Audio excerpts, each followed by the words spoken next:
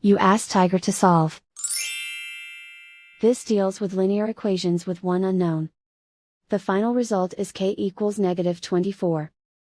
Let's solve it step by step. Move the negative sign from the denominator to the numerator. Swap sides.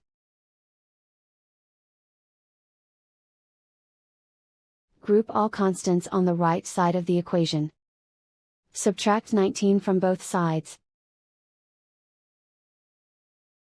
Simplify the arithmetic.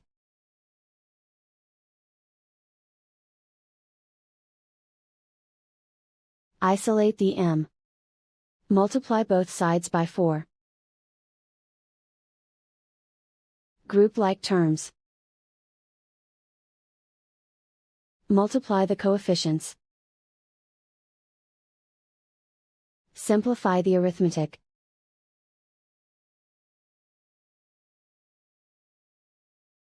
Convert the m into a positive number. Multiply both sides by -1. Remove the ones. Simplify the arithmetic. And so the final result is k equals -24.